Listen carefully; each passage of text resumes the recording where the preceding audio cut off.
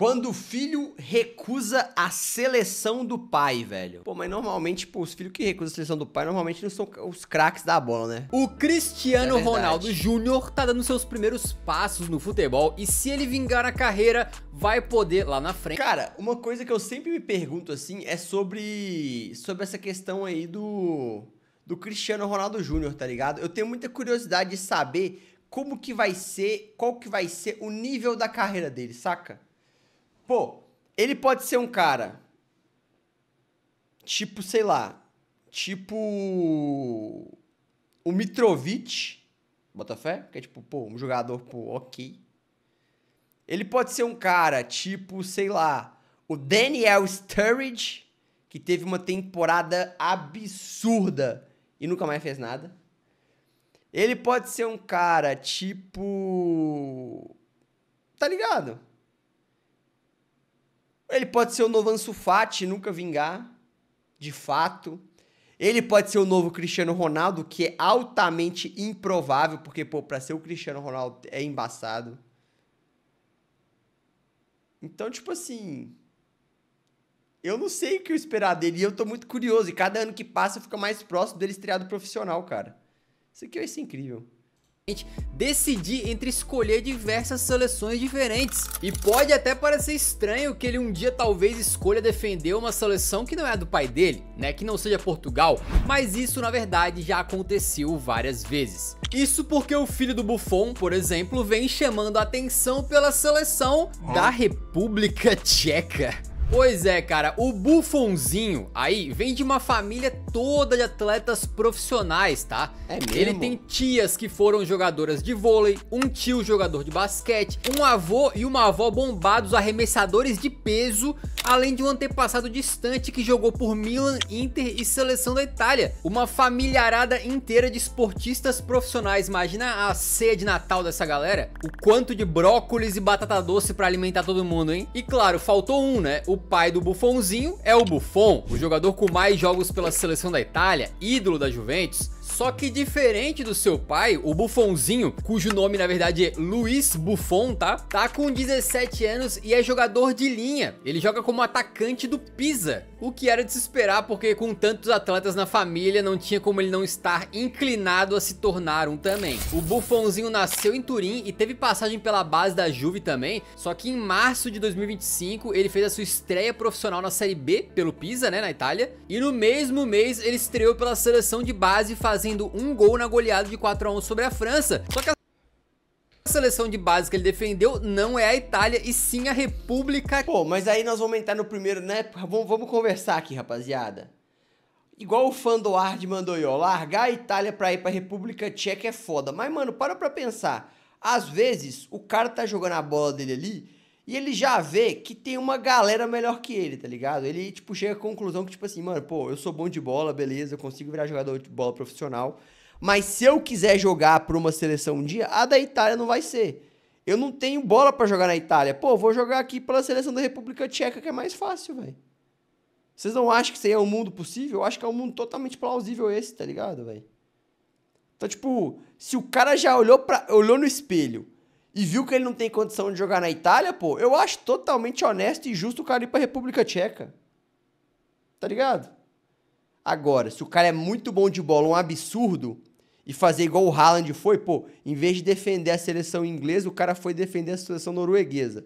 Aí eu acho paia. Aí eu acho esculacho. Pô, imagina o Haaland jogando na Inglaterra, rapaziada. Haaland e Harry Kane.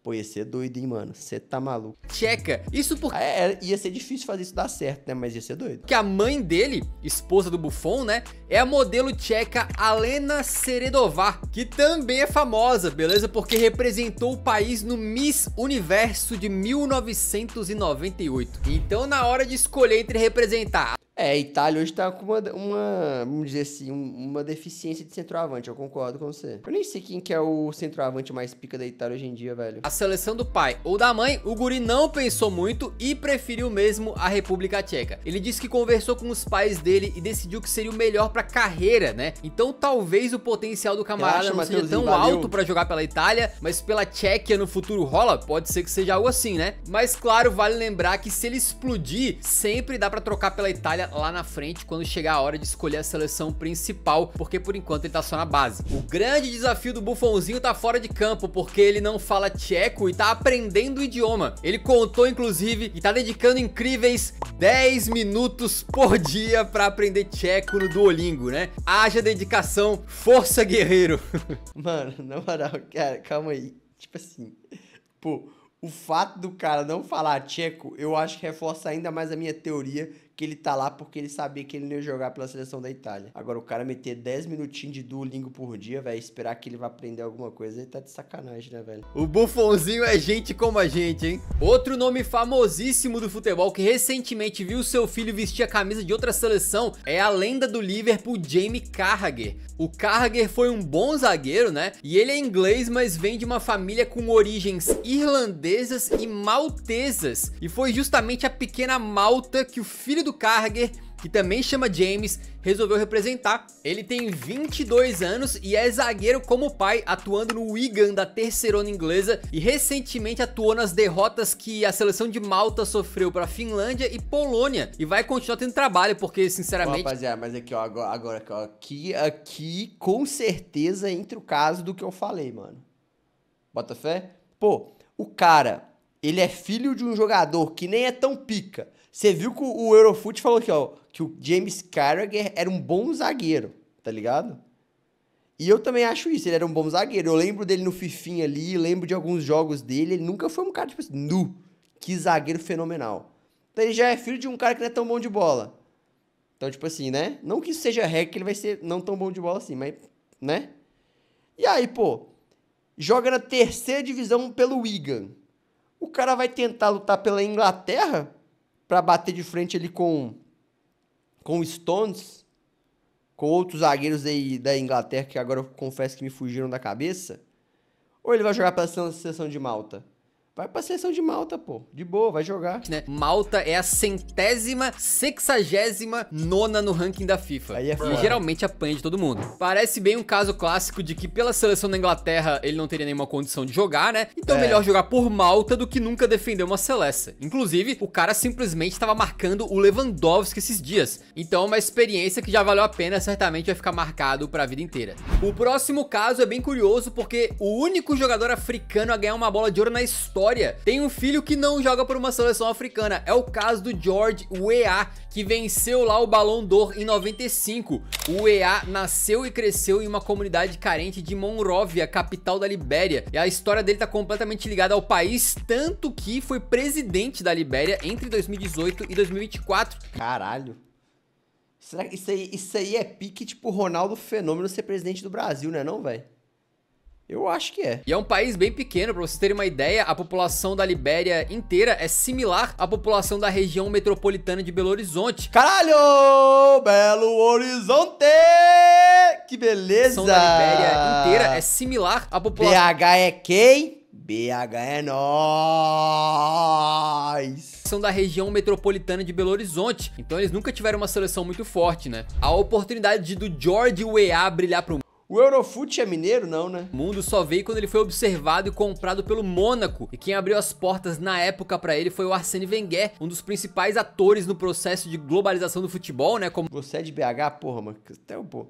O seu nome é fã do Arsenal, você não sabe de onde eu sou, pô? A gente já contou lá no vídeo de times imortais do Arsenal. E dali pra frente o Weah deitou e rolou no futebol europeu, né? Ganhando destaque pelo PSG, pelo Milan. Aí ele se casou com a Clark, uma enfermeira de origem jamaicana e americana. E um dos filhos do Weah, então, é o Timothy, que nasceu em Nova York e desenvolveu seu futebol por lá até ser contratado pela base do PSG. Depois o Timothy Weah passou então pelo Lille, e lembra desse clube, tá? Porque ele vai ser o elo de ligação de muitas coisas nesse vídeo.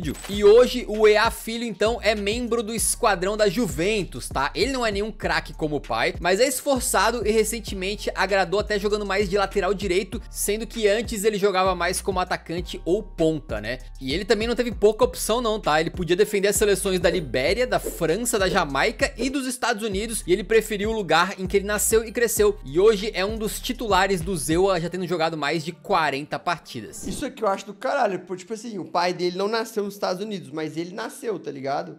E provavelmente ele passou uma parte da vida lá, tá ligado? Então eu acho maneiro, tipo, acho justo o cara colocar onde ele nasceu.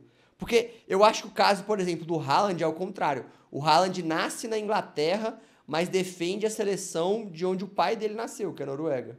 Acho que é isso, né?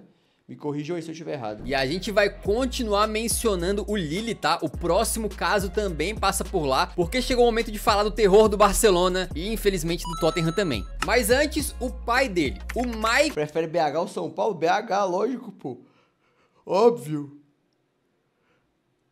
Se eu tivesse que escolher defender a seleção de BH e a seleção de São Paulo, era de BH, com certeza. Que Origi nasceu em Nairobi, no Quênia, e fez a sua carreira europeia na Bélgica, né? A Bélgica é um país que costuma ser porta de entrada comum para muitos migrantes e jogadores africanos, e o Origi passou muito tempo lá, sendo bicampeão nacional pelo Genk, e tendo ali, fora esse sucesso, uma história bem curiosa, né? Quase que uma maldição, porque 5 clubes por onde ele passou na carreira acabaram fechando anos depois. Mas com certeza uma grande conquista. Aí é o fecha clubes. Pô, pior que isso aí me lembrou um pouco a minha história com escolas, velho.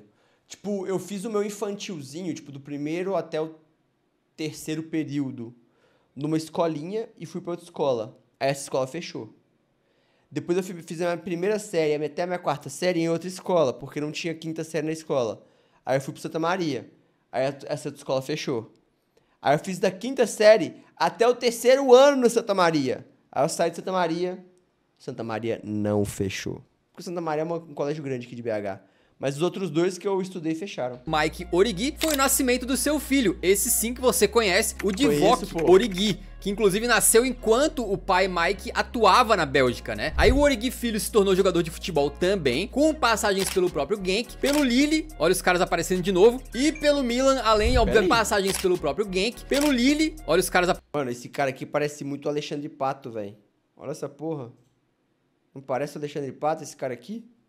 Tipo, parecer é forte, mas lembra. Tem alguma semelhança. Aparecendo de novo. E pelo Milan, além, obviamente... O Origi sumiu do mapa. Ele não é muito bom jogador não, né, mano? De ter Mas ele meteu gol em final de Champions. Sido campeão inglês, europeu e mundial pelo Liverpool. E quando o assunto é seleção, o Divock Origi poderia ter escolhido representar as cores do Quênia, onde o pai dele, o tio dele e o primo dele jogaram, mas ele preferiu ser um Red Devil da Bélgica, onde ele também tinha nascido e crescido. Então ele é mais um caso, como de tantas outras pessoas pelo mundo afora, né? De um jogador que tem dupla nacionalidade. Isso não faz ele ser menos queniano ou menos belga do que ninguém. Ele é as duas coisas ao mesmo tempo, tá? E isso vale pra todos os casos desse vídeo. As pessoas nascidas em famílias aí multinacionais estão imersas nas culturas e histórias desses países, cada um com a sua particularidade, né? E às vezes com um contato mais presente de uma nacionalidade ou de outra, mas as escolhas de um jogador representar um país ou outro passam por questões ali muito complexas de identidade, pertencimento e até, claro, de oportunidades de crescimento profissional.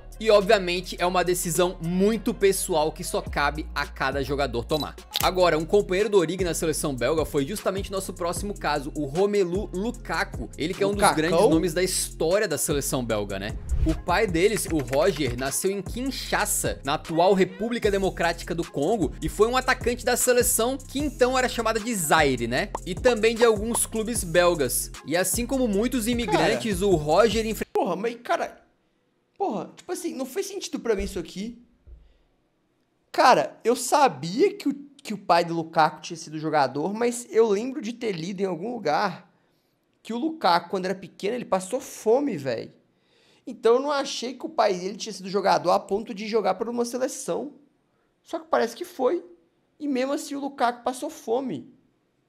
Que bizarro, né, velho? Salve, bonitos, tudo certo? Pausando o vídeo aqui pra dar um recado e avisar que a maioria dos vídeos aqui do canal são feitos ao vivo lá no meu canal da Twitch, velho. E tô passando pra deixar o convite pra quem quiser acompanhar. As lives acontecem ali na parte da tarde, começando normalmente umas 2h30, 3 horas, indo até ali na parte da noite, velho. A gente fica resenhando, fazendo react e jogando conversa fora, basicamente. Bom, é isso aí, deixa o like, se inscreve no canal e continua com o vídeo aí. Enfrentou dificuldades pra se adaptar ao novo país quando chegou na Bélgica, né? E com o fim de uma carreira não tão estrelada, logo vieram as dívidas. partidas. Aí, ó. O Romelu Lukaku relembra dos tempos de quando ele era pequeno, na infância, em que ele dormia no chão e morava em uma casa onde faltava luz, água quente, mesmo no inverno rigoroso, né? E faltava até comida. E esses casos não são raros. Muitos imigrantes passam por situações similares a essas aí que a família do Lukaku passou, né? Onde grande parte deles são oriundos de antigas colônias, por exemplo, e agora buscam nesses próprios estados europeus uma condição de vida melhor que nem sempre conseguem encontrar, pelo menos não logo de cara. Vale ressaltar que a Bélgica foi um dos países mais cruéis no período colonial e estima-se que eles foram responsáveis pela morte de mais de 10 milhões de pessoas lá no que hoje é a República Democrática do Congo. Além da dificuldade financeira, o Romelu Lukaku encontrou xenofobia e racismo na trajetória dele, né? Dizendo que quando jogava bem, ele era um orgulho belga, mas quando jogava mal, ele era o fracasso belga de origem congolesa. E ele respondeu: eu já vi isso mesmo. Eu nasci aqui, eu cresci na Antuérpia, em Liege e em Bruxelas. Eu sonhei em jogar pelo Anderlecht. Eu começo uma frase em francês e termino em holandês. E no meio, jogo algumas palavras em espanhol ou português ou em lingala. Eu sou belga, nós todos somos belgas. É isso que faz o nosso país ser legal. A fala do Lukaku é importante porque muita gente no mundo e no nosso meio aqui também a gente vê muitos jogadores, né, que vêm de origens assim multiculturais, que tem toda uma complexidade ali no sentimento de pertencimento. Mas no final das contas, no passar da régua, o homem, Lukakão da massa, se tornou simplesmente... Esse uniforme todo da Bélgica tá muito bonito, né, velho? Eu compraria. Um dos melhores jogadores da história da seleção belga, sendo o artilheiro disparado dos caras, já se aproximando aí, chegando perto da marca de 100 gols. Outro caso que envolve a República Democrática do Congo e o Lille é da família Mavuba. E se liga nessa história porque assim, mesmo um pouco mais desconhecidos, talvez seja o caso mais maluco dessa lista, tá? O Rick Mavuba Mafuila foi um importante jogador do futebol congolês lá na década de 70, quando o país ainda se chamava Zaire, né? Estando no elenco, por exemplo, da seleção na Copa do Mundo de 74, que foi a única participação desse país em Copas. Então esse camarada, o Rick, foi campeão continental também pela República Democrática do Congo. Cara, tinha uma história lá com o seu país, beleza? Defendendo a seleção. Só que ele se mudou para Angola, onde terminou a carreira de futebolista e casou-se com Tereze, uma angolana. Porém, ambos precisaram deixar o país com a intensificação da guerra civil angolana. Só que quando eles fugiram de lá, a Tereze estava grávida e na fuga em alto mar, ela acabou dando à luz. Exatamente assim. Meu Deus do céu, velho. Em alto mar, mano. Nasceu Rio Mavuba, com o nome de Rio, porém nascido no mar. A família desembarcou com o Rio Mavuba bebezinho em Marsella depois de uma longa travessia, né? Assim como até hoje muitos navios chegam ali para desembarcar na costa europeia, carregados de imigrantes que largaram tudo ou tiveram que fugir de alguma maneira, né? Em busca de uma perspectiva melhor de vida. E assim, a família do Mavuba se estabeleceu na França como exilados políticos, tá? Só que as dificuldades continuaram porque esse garotinho que nasceu no mar, o Rio Mavuba, ficou órfão na adolescência. Imagina a situação, né? Só que ele virou futebolista e a carreira dele se deu praticamente toda no Bordeaux. E adivinha, pelo Lille, onde ele chegou até a ser campeão nacional. E é um dos jogadores com o maior número de partidas pelo clube. Por ter nascido no mar e exilado, o Rio nasceu e cresceu sem uma pátria, né? Algo extremamente raro. Depois ele chegou a ser convidado para jogar pela seleção da República. Cara, na moral, cara... República Democrática do Congo, mas rejeitou por quê? Porque cresceu na França e se sentia francês. Então defendeu a seleção aí, os Les Bleus, e infelizmente não deu pro pai dele ver, mas o seu filho, nascido no mar, jogaria uma Copa do Mundo em solo brasileiro, inclusive, né, em 2014, igual o pai tinha jogado. Que da hora. 40 anos antes, mesmo que por países diferentes. Saindo um pouco da... Pô, que história doida, tá? Que história doida, mano. Conexão África-Europa, a gente vai falar de um caso muito curioso da família Schwarzer e de um goleiro que é meio que um jogador cult, tá? O Mark Schwarzer nasceu na Austrália, só que olha só, filho de pais alemães. Mas ele só foi começar a se firmar na carreira jogando pelo Middlesbrough e pelo Fulham na Premier League. Então assim, eu acelerei a vida do cara em literalmente uma frase, tá? Mas ele se tornou o não britânico com mais jogos na história do campeonato inglês. 514 partidas, sendo de quebra o jogador que mais disputou jogos também pela seleção australiana. Então tu pensa, só aqui a história dele já tem Alemanha, Austrália e Inglaterra fortíssimas na vida do homem. E aí isso começa a se expandir porque o Mark casou com a Paloma, uma filipina de origem espanhola. Inclusive, a vivência com tantas nacionalidades diferentes fez com que ele depois escrevesse um livro infantil sobre a importância de se viver em uma sociedade multicultural. O próprio Mark relatou como foi difícil ser filho de imigrantes durante a sua infância na Austrália e que o livro poderia ajudar tanto crianças quanto adultos a terem uma compreensão cultural melhor. Muito bacana, né? Aí, enquanto jogava na Inglaterra... Cara, meteu até o Leicester, pô. Teve um filho, o Julian Schwarzer. O filho dele se tornou goleiro, assim como o pai, e atualmente defende o Newtown da primeira divisão galesa. E durante a sua carreira, esse garoto aí, o Julian, precisou escolher uma seleção para representar. E presta atenção para não se perder, porque ele obviamente tinha 5 opções, né? Poderia escolher a Inglaterra, onde nasceu, Filipina, a Austrália ou a Alemanha, por parte de pai, e a Espanha ou as Filipinas, pela parte da mãe.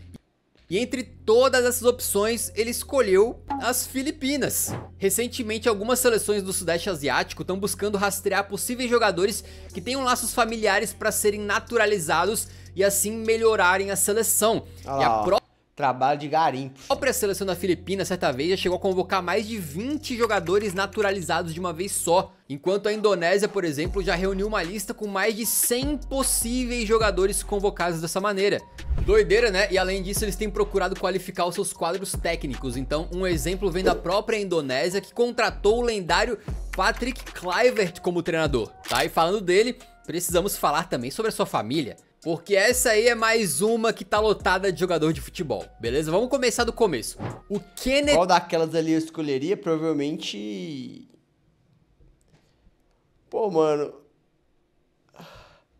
Era Inglaterra... Como é? Ah, eu ia de Inglaterra. Ou Alemanha. Espanha não. Inglaterra ou Alemanha que eu ia. É mais uma que tá lotada de jogador de futebol, beleza? Vamos começar do começo. O Kenneth Kluivert nasceu em 1941 no Suriname. Okay. Na época, um território que pertencia aos Países Baixos, né? A Holanda. E olha que bacana, o apelido desse camarada na época era Bossa, porque ele era fã da Bossa Nova brasileira.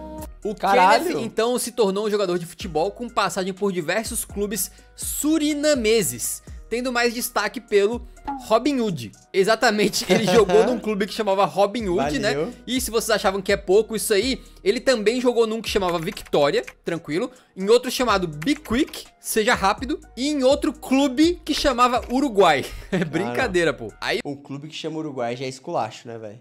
E o Kenneth Kluivert, então, ele defendeu o meião da galera da seleção época, do Uruguai. É brincadeira, pô. Aí o Kenneth... Olha lá. Que meião que é esse aí, velho? Kenneth Kluivert, então, ele defendeu a seleção do Suriname, né? Inclusive marcou alguns gols importantes aí na história. Mas em 1970, quando tinha 29 anos de idade, ele resolveu largar o futebol e partir para Amsterdã, na Holanda, passando a trabalhar como carteiro e também na indústria naval. E 6 anos mais tarde, então, o seu terceiro filho veio a nascer em solo holandês. Ele mesmo, Patrick Kluivert. Esse aí vocês conhecem, né? Quando era garoto, ele seguiu... O Kluivert jogou uma bola legal, não jogou não? Eu não manjo direito que eu não vi, né? Eu confesso, mas eu acho que ele jogou uma bola legal. Os passos do pai no futebol, só que optou por defender a camisa da seleção da Holanda, que era onde ele tinha nascido, né? Então foi aí que o Kluivert mais famoso se consolidou como um dos maiores atacantes da Laranja Mecânica e também marcou a sua história no futebol europeu, jogando muito aí por Ajax, Milan e Barcelona. E aqui o Lille aparece novamente, porque foi lá que o Patrick pendurou as chuteiras, tá? E eventualmente chegou a terceira geração de jogadores da família Kluivert, porque o Patrick também teve filhos, né? E o mais conhecido, o esse Kluivert aí não joga uma bola fina, não. Justin Kluivert atualmente tá deitando e rolando lá no Bournemouth e já fez alguns jogos pela seleção principal da Holanda também, enquanto o caçula, o Shane Kluivert, joga no Barcelona, mas na base, né? Por enquanto não estreou no profissional. A história dos Kluivert mostra um fenômeno bastante comum, que é pessoas vindas de uma ex-colônia acabarem jogando pela antiga metrópole, né? Isso foi bastante recorrente na história da seleção holandesa e em outros casos que a gente viu aqui na lista.